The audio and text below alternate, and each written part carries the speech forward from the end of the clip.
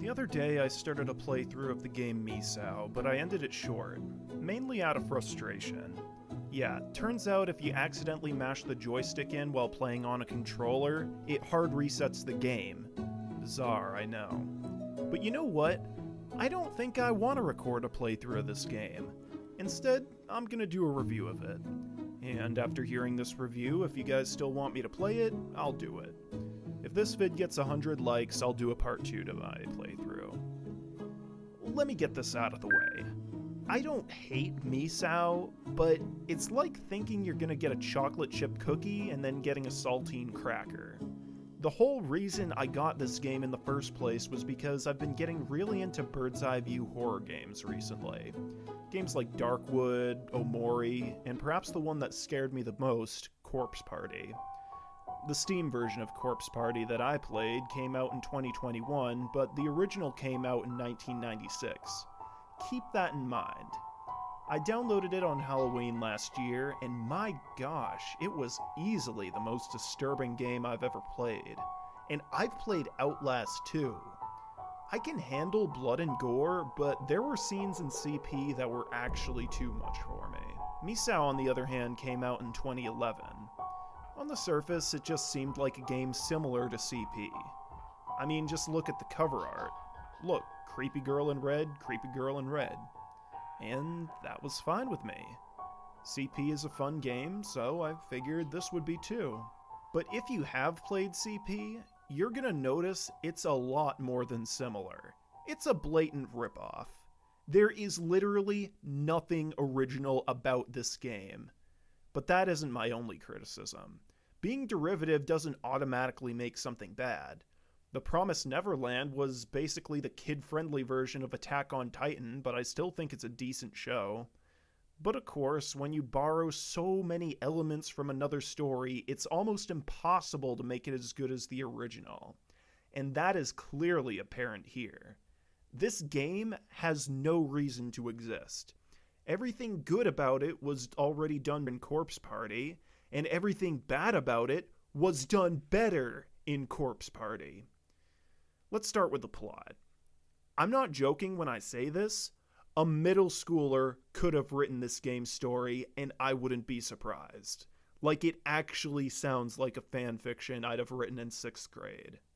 To sum it up, it's the exact same story as Corpse Party, except the names are different.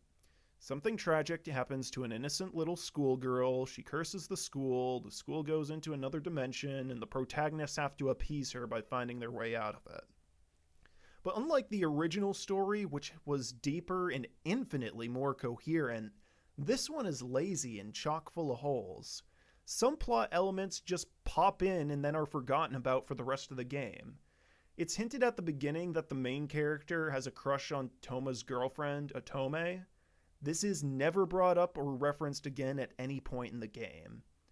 So the schoolgirl named Misao disappears one day, and shortly after, weird paranormal stuff starts happening at the school, like a girl named Hanako being dragged into a bathroom stall and disappearing. The students jokingly suggest Misao laid a curse on the school. Then one day, right after class, there's an earthquake, and all of a sudden the school is in another dimension. In this world, the windows are pitch black and you can't see a thing out them. There's random holes in the floor, and there's evil spirits everywhere trying to kill you. Gee, where have I heard all that before?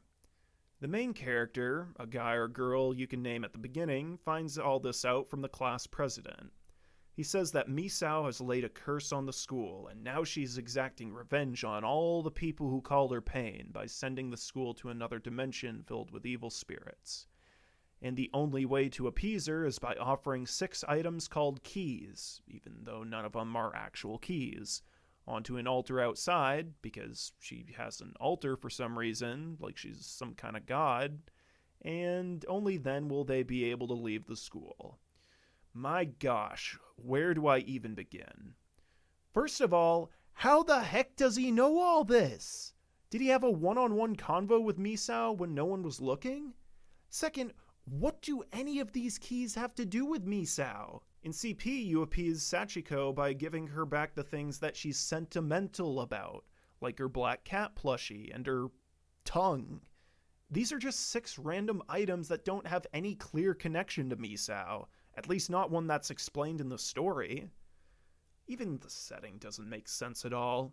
The reason you couldn't see out the windows in CP was they were boarded up and the floor was crumbling because the school was abandoned.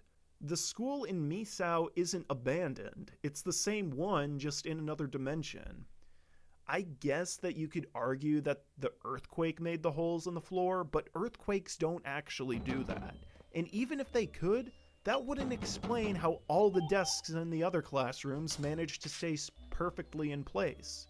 The evil spirits in CP were the spirits of all the children who were murdered in Heavenly Host Elementary, and they even explained to the protagonists that the torment they experienced in death had driven them insane, hence explaining their violent tendencies. It was in fact the children themselves that created the dimension in the first place, out of their collective suffering. In this game, there are evil spirits everywhere because... scary?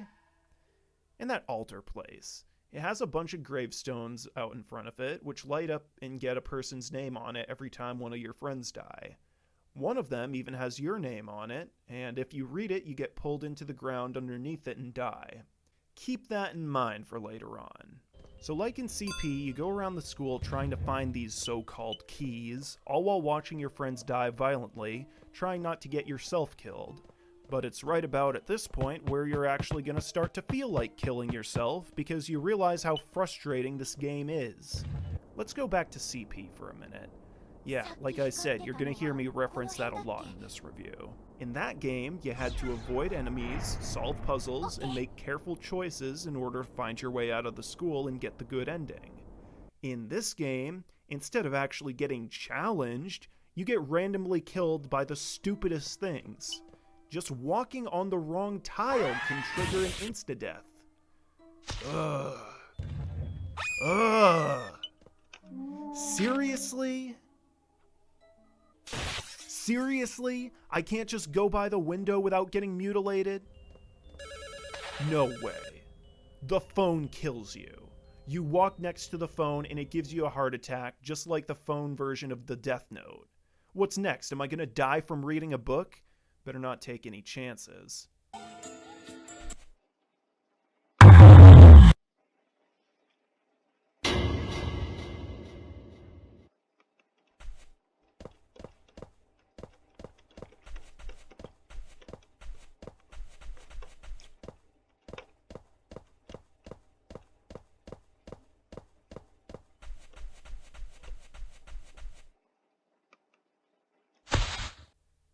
I stand corrected. Apparently not reading the book kills you. Good grief. What about this girl in the library? She'll ask you to be her friend. Most people say yes because they don't want to be a jerk, but just for the heck of it, I decided to say no. And spoiler alert, she doesn't handle rejection very well.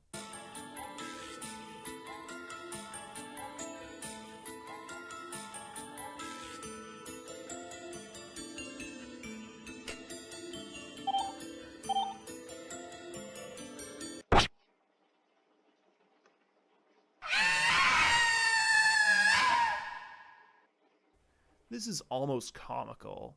Mind you, she's not a demon or anything, she's just a normal student that wound up getting sucked into this mess. Yet just like that, she pulls out a knife and stabs you to death if you don't want to be her friend? I'm sorry, did you want me to help you get out of the school? Or did you just want to wait for the demons to find you and crush you with a bookshelf when you least expect it?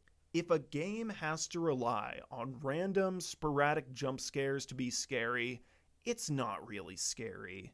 It's just jumpy like an air horn. Look at Five Nights at Freddy's, a series praised for its excellent jump scares. It's not just the fact that a monster can jump out at you at any second that makes it scary. It's the environment and the sheer eeriness of the situation. You don't know the exact second it's gonna happen, but there are certain signs that tell you that it's coming soon, which makes you dread it more. Insert cash or select payment type. A situation like this only happens once in the entire game, and it's what I consider to be the only real challenging part in the entire game. At one point in the library, the girl tells you about a ritual in the school where you can summon the ghost of a little girl named Hanako by knocking on the stall door of the girl's bathroom 3 times. What you need to do in order to progress in the game is summon her and then run to the stall she came out of as quick as possible before she catches you. That stinks. What do you mean it stinks? Did the last person not flush? No way. Nobody at the school flushes the toilet. They just leave it there, lit up for the next person to see. But even this time, it's not handled very well because she's stupidly fast compared to you, and there's almost nowhere to run to get past her. The entire floor you have to run on is only 3 tiles wide at its widest point. So you're left with very limited strategies to get past her. I actually had to look up on the wiki just how to do it. Also, why is Hanako evil all of a sudden in the first place? She's not a demon, she is just an innocent victim of Misao's curse. If anything, it would make more sense if she were the one who told everybody about the curse, not the class president. In terms of strategy in general, this game has very little to offer. In most RPGs, you have many different paths you can take that lead to many different endings. This game only has 2 endings, and they're entirely dependent on the last choice you make. Every other choice you make either doesn't actually let you do the wrong choice, or it kills you immediately after. Like when you need to decide whether or not to bash Toma's brains in with a baseball bat. If you decide not to, nothing happens. You're stuck in limbo until you say yes. And if you do say yes, you change your mind at the last minute in the next cutscene, rendering the entire decision pointless. CP did this too, where you need to decide whether you want to split up or stay together, where regardless of which decision you make, you'll always say you want to split up. I didn't like it when they did that, and I don't like it here either. Now, let's talk about the bad. Well, the items in general. When you need to progress in an RPG, typically you'll need some kind of item. Maybe you need to unlock a door, but you need a key. So you look around and you find the key. It gets placed in your inventory, then you go back to the door. Now when you interact with the door, it should open, right? Well, not in Misao. This was so confusing to me at first. When you get the item you need, you can't just interact with the thing again to get it to work. You have to manually pause, go to your inventory and select the item, then it will work. Seriously, I can't be the only one who is totally confused about this. If I have a key in my inventory, the door should just open. It shouldn't repeat to me, you need a key to unlock this. Yeah, of course I need the key. What do you think I was going to get? And speaking of keys, you know what else is confusing? There are 3 items in the game called keys, but none of them are the keys that you need to place on the altar to beat the game. The ones you need for the altar are a cracked cell phone, a dirty blazer, muddy boots, a torn ribbon tie, a snapped hair tie, and a mysterious bundle? I guess it's some kind of envelope, and for some reason you're not allowed to see inside of it. Again, I've asked this already, but what do these things have to do with Misao? Okay, she has a cell phone and a blazer and a ribbon tie, but I've never seen her wear boots. They just look like regular flats to me. And she isn't once seen with her hair tied up. Maybe it's because the hair tie is snapped? Either way, I fail to see how any of these items were of particular value to her. Almost every character in the game has a phone, and the female characters all wear the same uniform.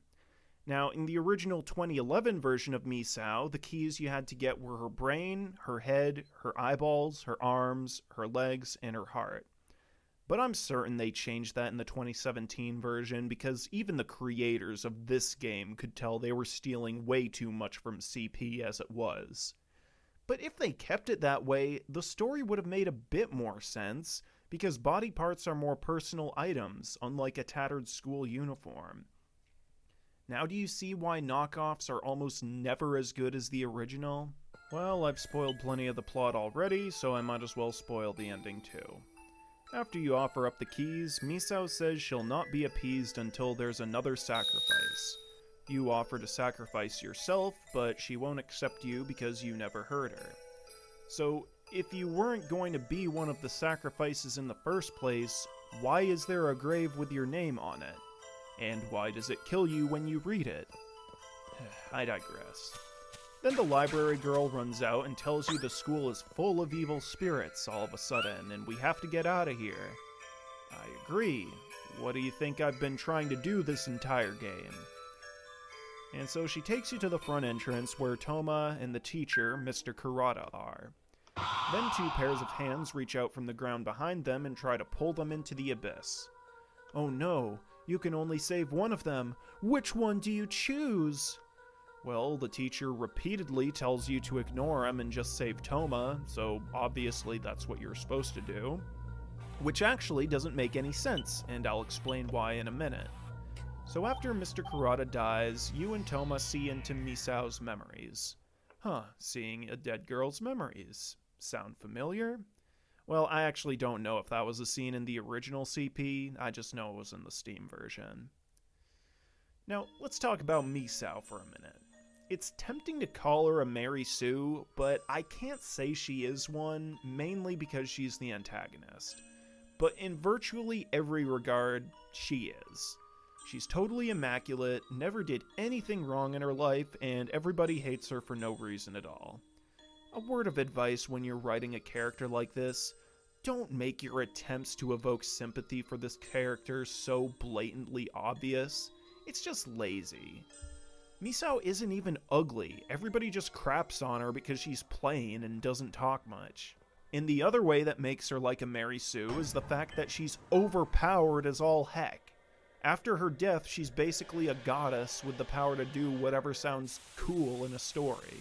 So it's revealed that one of the ways her bullies tormented her was by stripping her in the bathroom and taking photos of her naked.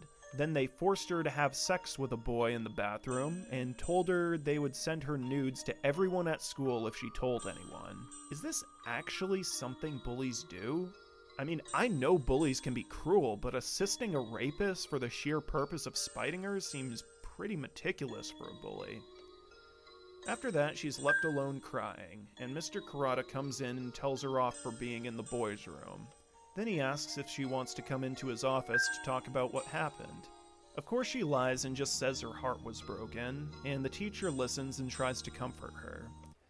Then he tries to comfort her a bit too much, rubbing her shoulders and kissing her face. When she tries to leave, she realizes Mr. Kurata locked the door on her, so he could rape her too. Really? We're gonna go that route with the twist villain? And to make it worse, this isn't revealed until the very end of the game. So now all of a sudden, we have to ditch everything we ever learned about Mr. Kurata because apparently it was all a lie. Anyway, after finishing in her, he has a moment of post-nut clarity and begins to scream at her for rejecting him. As punishment, he drags her into the bathroom, pulls out a knife, which he has for some reason, and dismembers her, then buries some of her body right next to the school. And he keeps part of her inside his desk. A teacher murdering a little girl, cutting her up, and burying her on school property? Where have I heard that before? But here's the part that doesn't make any sense.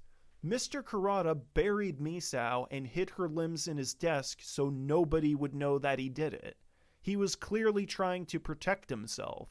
So why is it when he and Toma are about to be dragged into the abyss, he's telling you to let him die and just save Toma because he just can't bear to lose another student?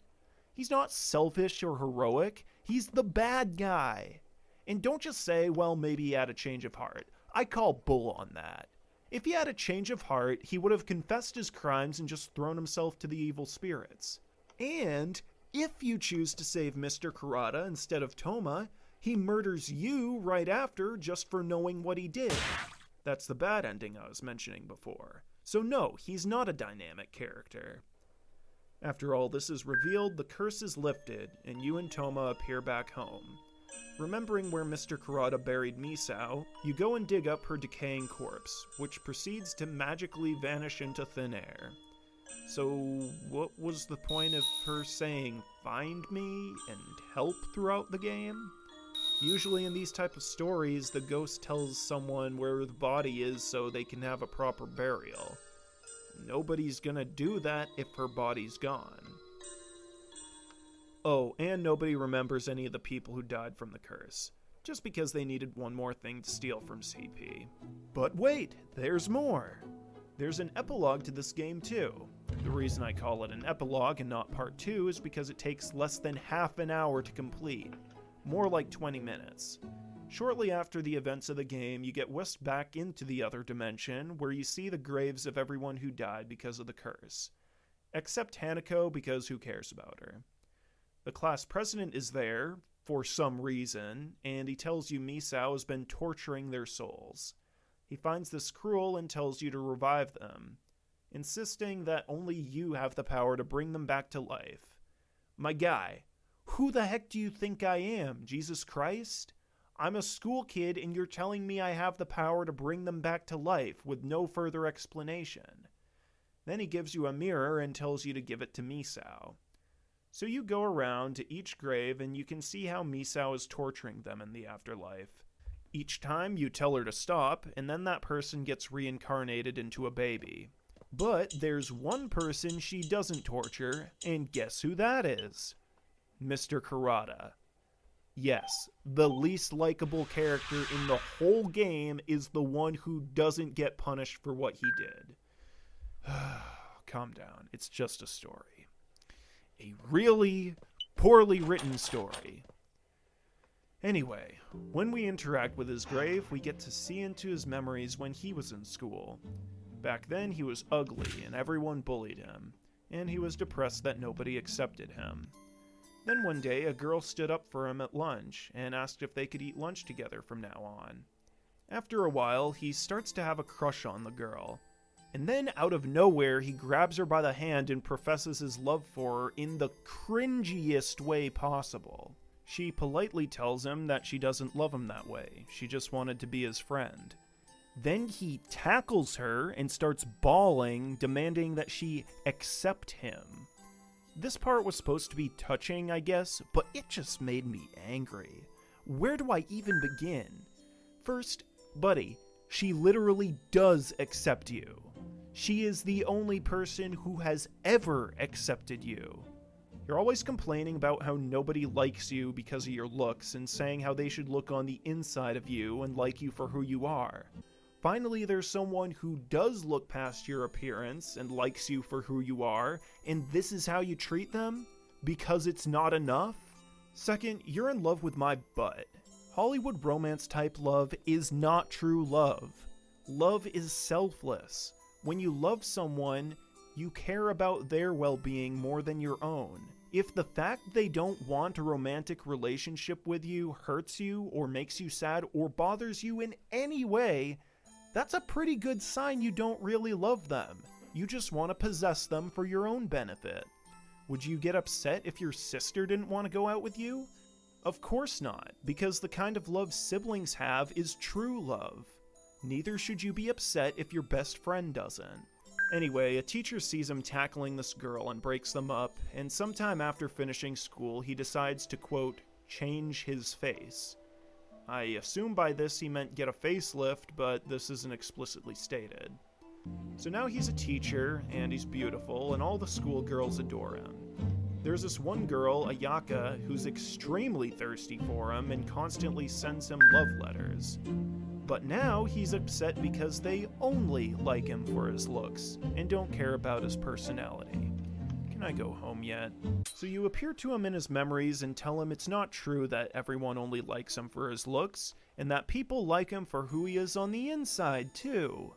This coming from someone who knows he's a pathological liar, a murderer, a hebephile, and a necrophiliac. Why? Why is this game trying to evoke sympathy from me for him? I don't sympathize with him at all. He's horrible. He deserves to die alone. Finally, there's one more grave. Toma's. Wait. Toma? The kid I saved? Why does he have a grave? How does Misao have his soul if he never died? So Misao inexplicably has his soul and she's forcing him to be her boyfriend for eternity. but he doesn't want to because she's a literal zombie. You give her a mirror, and she's horrified at what she sees. But despite her appearance, you offer to be her friend, saying you love her for what's on the inside. Again, you're saying this to someone who murdered all of your friends and tortured them in the afterlife. There's nothing to love about her. After this, her appearance changes to that when she was alive for some reason, and the story ends with a picture of you and her smiling together. What exactly are we supposed to deduce from all this? Misao isn't a corpse anymore, so did she come back to life? It's very inconclusive. But anyway, that's pretty much it. You want to know how long it took for me to get through all this? 4 hours. Yep, I counted. I know it says 5 on my Steam, but that's including the time I spent messing around with the settings. I finished this game in 1 sitting. That is pathetic for an RPG. Most RPGs take at least a few days to finish, if not weeks. This was just slightly longer than The Godfather. But then again, I got it on sale for $3, so I guess I shouldn't be asking for much for that amount of cash. This was probably just some startup project that a handful of people made in RPG Maker just to get some extra cash, and I can forgive that. What I can't forgive is the lazy writing and lack of actual horror elements. There are plenty of other things I didn't like about the game, but you don't need to hear me complain about all the petty details, so I'm gonna wrap this up here. I give it a 3 out of 10. It's boring, poorly written, and not scary at all. But it gets points for not being unbearably awful. Do you agree with this rating? If not, why? Leave your comments down below, and I'll catch you all next time.